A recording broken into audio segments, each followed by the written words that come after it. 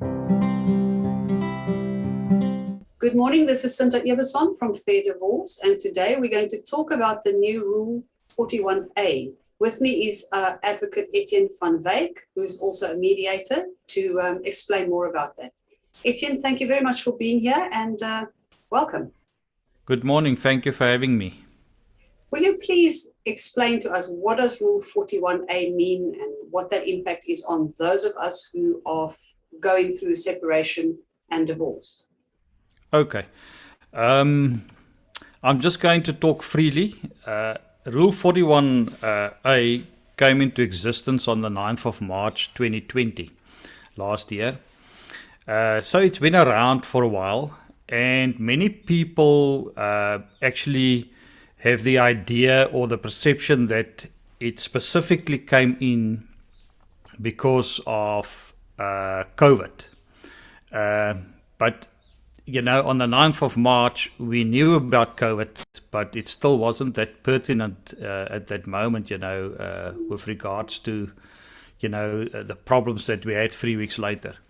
So in answering that, this has actually been something that's been going, back and forth, whether you should make mediation compulsory. As at the moment, it's a very voluntary process. If people do not want to mediate, they can go over to litigation. And I want to point out two cases that actually long before the Rule 41a was implemented on the 9th of March last year. And the one case is as far back as 2008, very well-known case, which was between Brownlee and Brownlee with Judge Brassey, where, just in layman's terms and in short, where he sort of, during the proceedings, he saw that these two people actually really wanted to mediate. And he was actually very stern and taking a very strong stance on why mediation didn't take place in this case, etc.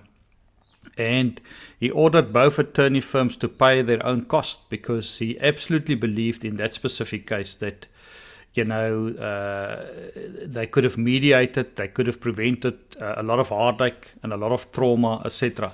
And then you have a case in 2010 as well, MB versus MB versus NB, where the judge also made, the similar comments, etc., and sort of the same outcome. Where he actually said in paragraph 59, of his judgment, mediation was the better alternative for the matter and should have been tried. There's always been sort of pulling between mediators and attorneys and advocates, and they then developed, first started in England especially, a concept called collaborative law. Mm-hmm. And what collaborative law means is that, which is part of the whole mediation process, or, enhancing mediation, bringing it to the forefront, where you would have litigation attorneys being part of a body that says we are also collaborative law and we are in favor of collaborative law. And what they are saying in essence to people out there is they're saying that although we are representing you as your attorney, we sort of promise and commit that we will not go to court. We will speak to the other side, and we will have what we call round tables, which is a form of mediation, although mediators say it's not, but it is, because it's negotiation, until we resolve this matter. And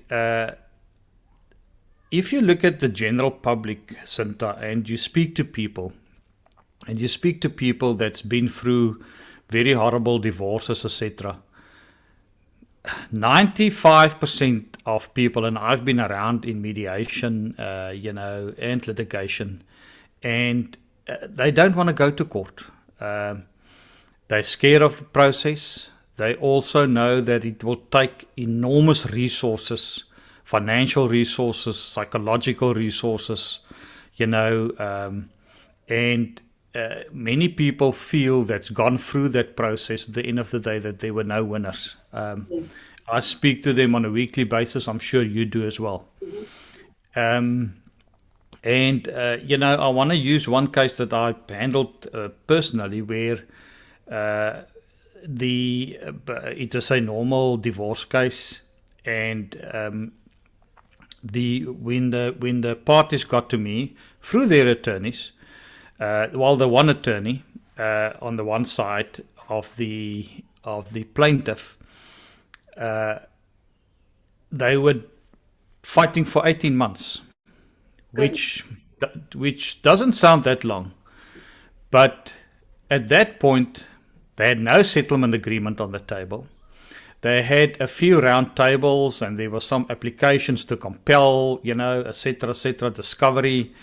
And in the words of the plaintiff that became my client then, together with the defendant doing the mediation, we are nowhere. We've been fighting for 18 months. And at that point in time, when they decided to go into mediation, they literally had bills in the hundreds of thousands of rands, and without any progress. Now, I'm not implying that this happens in every case, but in his case, it was quite a big estate. He was a very senior guy, managing director of a big company. And he was very angry that exactly what we're talking about today, that they didn't tell him up front that you get very senior mediators that are legal experts, that are very skilled at what they're doing, and they never gave him that option.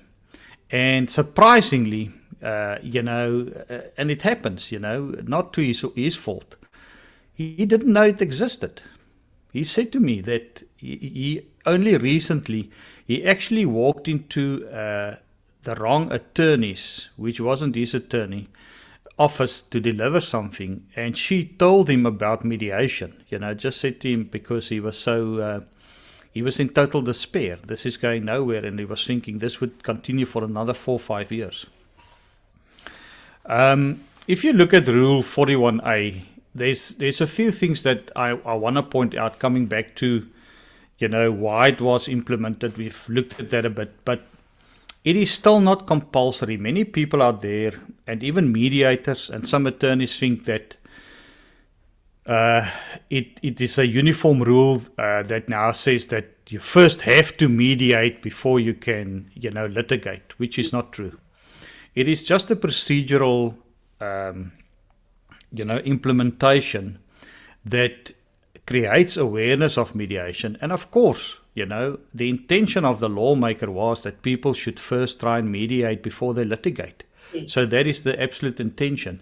And there are things which I will quickly point out to you that can, not be in your favor, and to your advantage if you just outright decline mediation, which is in the rule.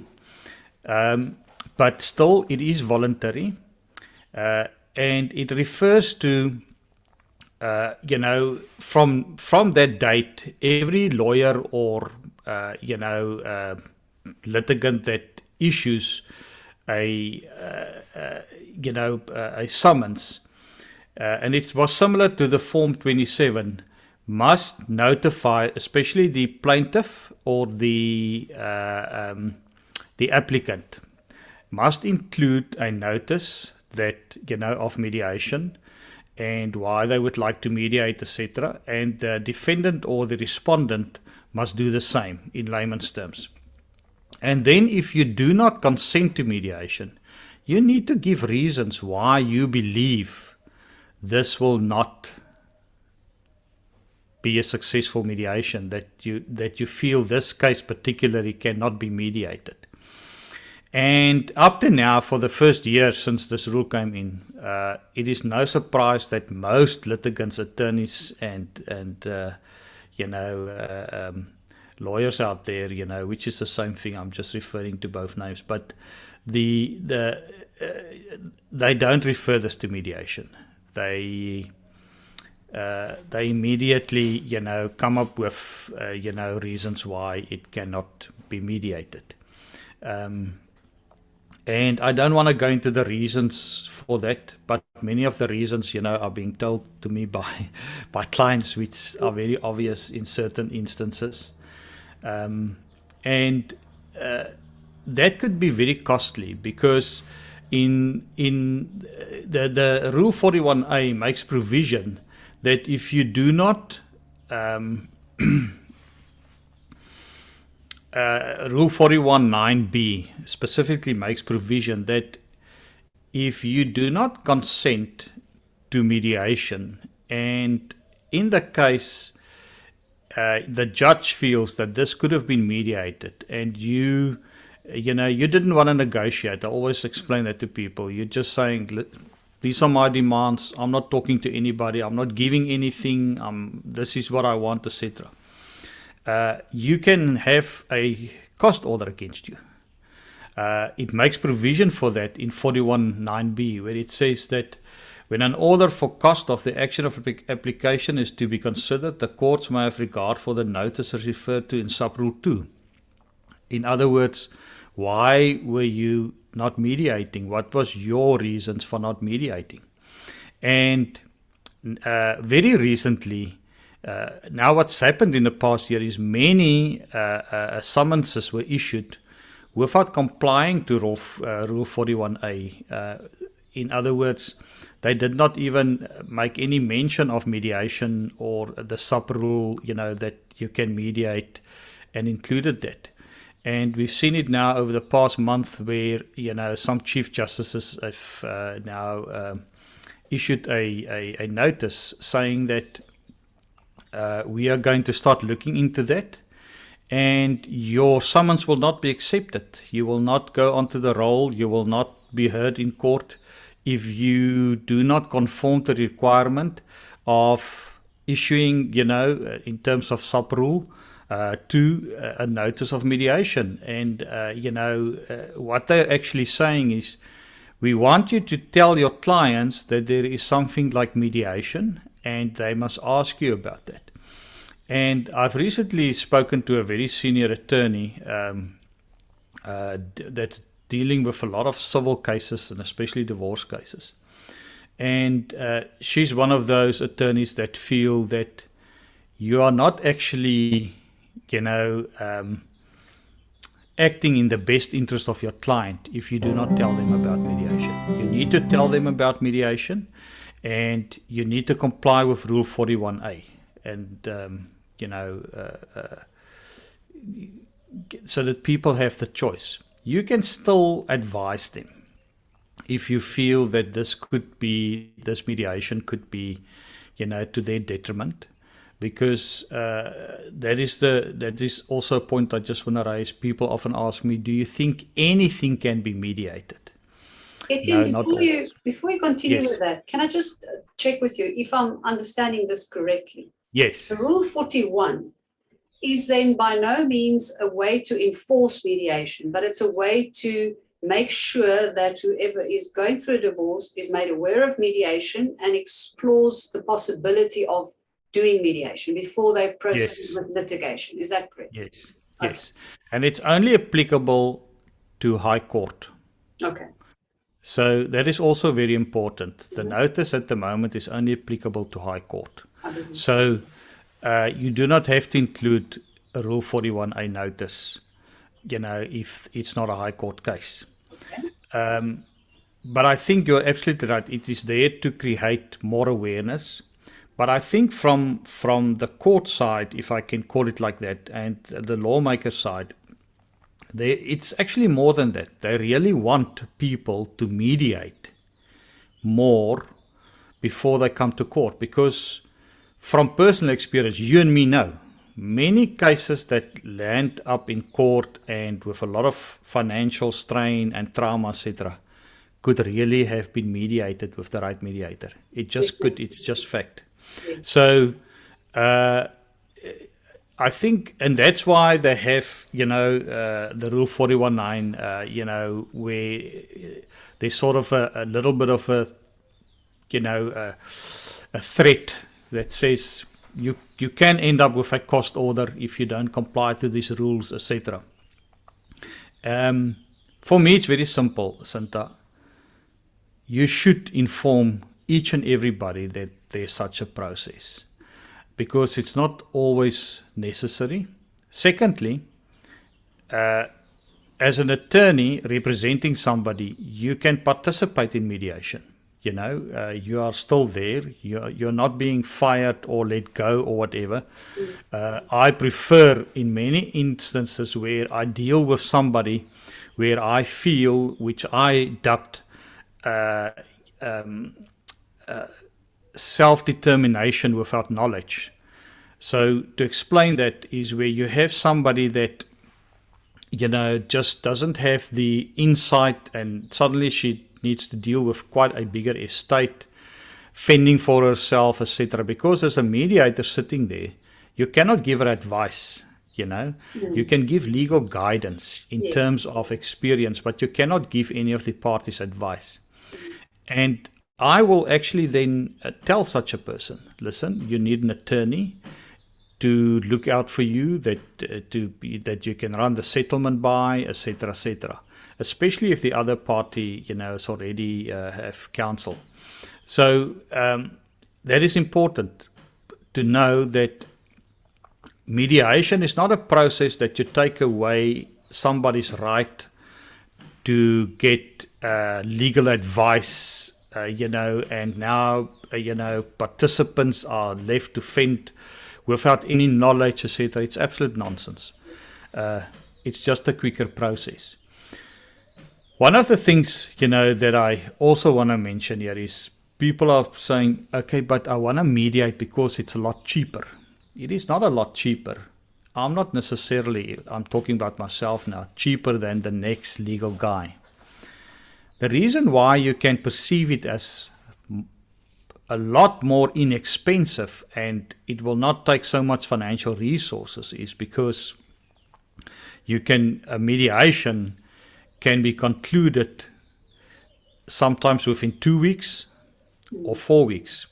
And that's something I want to point out with Rule 41a as well, where it actually, from if let's say the parties now decide that they want to mediate, and there's a joint minute by both parties that was filed that this is going to be a mediation, and the mediation agreement, the mediator's been appointed. Rule 41a actually specifically refers to that the mediation should be concluded within 30 days. Okay. So that is also to prevent,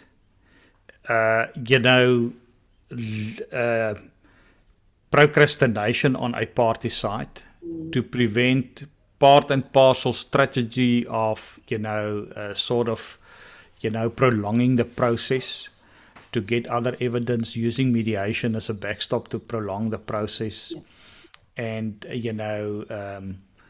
it says you need to complete it within 30 days. And it is very, very, very much possible. I would say 95% of all my mediations are being concluded within 30 days. So it does make provision for that, specifically that it must be concluded in 30 days. So yes, it is not compulsory yet. If you just don't want to mediate for no reason, but I think as we go along in years to come, the courts are going to enforce this a lot more. There's a whole, if I can call it in layman's term, a legal practice bill, which we have, that is now being written for mediation. And I think in time we will see a uniform body that, it will be compulsory for you, if you're a mediator, to be registered with that, like an attorney or an advocate with the Legal Practice Council, which we don't have at the moment. I can see that in future, that will become compulsory, and then mediation will come to the forefront. I think our biggest challenge is that, and this is actually where, and I'm saying something very controversial now, where I agree with some attorneys and advocates, etc., is that in many instances, the quality of mediators out there, could be a problem. Where, for instance, and I will put this on record here, I totally disagree that somebody who doesn't have a law degree now suddenly do divorce mediations. You need a law degree. You can do counseling.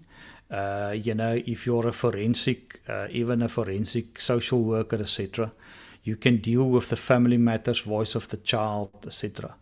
But we now see that, somebody would go on a week or a 2-week course and then draft a high court, divorce settlement. I don't think that is correct. And I think that is things that will need to change in future. And I think very often because of that, you have failed mediations, and people will, the general public out there would say, "Oof, not mediation. I've tried that, it didn't work." But it's because of the process. Yes. So it's more a team effort. I think psychologists and social workers and, parent coordinators and, play therapists, and then, the legal fraternity in terms of advocates and attorneys, they all play a major role. But there should be certain boundaries, very strict boundaries on what you can do and can't do. It comes down to a collaborative process, no matter Yes. how you look at it. And Yeah. it's unique from divorce to divorce or case to case. Yeah. Because some people Yeah. might need specific mental health support, and others might need specific financial support or legal input is always required, actually. Yeah. You also know that I have an extensive psychological background in terms Yes. of qualifications. You know that. I would never do voice of the child. Mm-hmm. I just don't do it often enough. I've actually never done it, so it's not my job. And I would send voice of the child to somebody that's qualified for that. And I think it's irresponsible if you're an attorney or an advocate, and you're a legal person, to suddenly dabble into child psychology by having done a psychology course in a mediation course for a day or two. I think it's irresponsible. I think that is the stuff that we need to look at and we need to change. And those are the policies that need to be in place. And that will give mediation a lot of credibility because the process will work better. You'll have many successful mediations. There's something I want to end up here, which is you can actually slot it into Rule 41a. I think there's too many people at the moment, and this is something that legal people will maybe more understand what I'm going to say now, but that have an opinion of mediation and how it should be conducted. In other words, what is mediation? And they bring these over in courses and, on webinars, etc. I saw it the other day. And they actually profess this is the only way that mediation should work, as if it is a statutory requirement. Yes. In other words, as if it is law. This is what the law says mediation is. And there's no such law, except for if you look at court annexed mediation, which is something else. I'm talking about the mediators that you and me deal with, that people come to and they're registered with SAM or FAMAC, etc. And many of these courses still only concentrate on facilitative mediation and not evaluative mediation.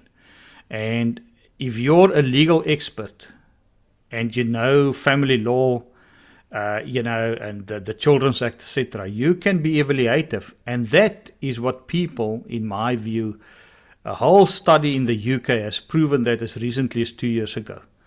People want that. They want to be guided. They want to know this can work. They don't want people to, like I put it, they don't want to go into couples therapy when they sit in front of somebody that needs to help them with divorce. There are other people, that do that, like you.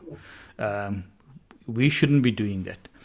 And be careful that if you're a trainer or, you are a person of stature in mediation, that you only enforce as if that is the only way that you can do mediation. And if you don't do it that way, you're not mediating.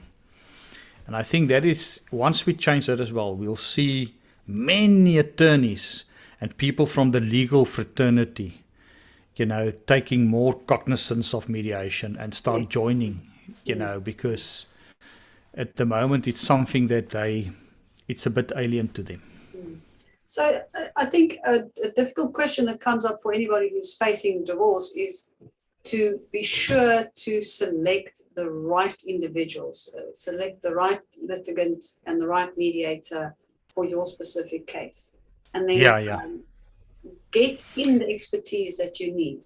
So with the Rule 41, it's important to realize, as you said, we have so many feedback from people who say that their mediation has failed. So the Rule 41 will at least help in that regard because, as I understand it, if you've gone through mediation and it has failed, the mediator does submit a report to the court. Is that correct? Not necessarily if it's requested, but you will. It's done without prejudice. Mm-hmm. So mediation is done without prejudice. So anything that you did in mediation cannot be used in the court of law. That's correct. Yeah. So the judge will not see anything like that before he's given his judgment, because that would be prejudicial. So the bottom line is that for me it's about a practical scenario where, and I think the attorneys and the legal fraternity maybe carry some of the guilt, but the general public as well, Sinta. People, they want the cheapest, and I'm using the word cheapest avenue, the quickest avenue, yes, without thinking about the consequences. And, mediation is a lot more inexpensive. It's not a cheaper process. It is just more inexpensive because you do it quicker and you don't have so many people involved, etc. But I think it's like getting the 40,000 rand quote guy that works from his garage. I've got no problem with people working from their garages, but to put in your kitchen.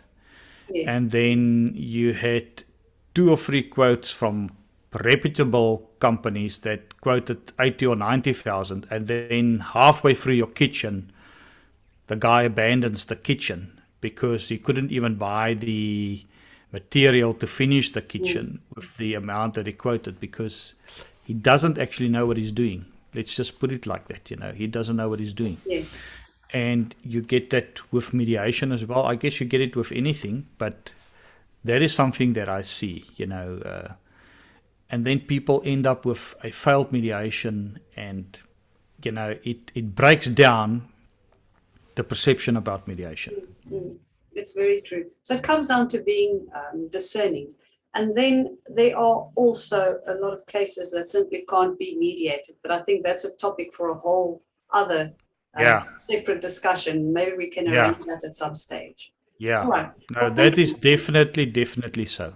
Not everything can be mediated. That's true. Yeah. All right. So thank you very much, Etienne, for clearing that up for us. I appreciate your time. And thank you very much for having me. And I think people will understand it a lot better now. Definitely. And especially the misperception that mediation is now absolutely compulsory. Yes, that's definitely true, that there's a perception out there. I've seen many media articles also actually stating that it's now compulsory, which is not the fact. So thank you for clearing that up. Yeah. Thank you so much. Thank you, Sinta. Thank you. Thank you. Bye-bye. Bye.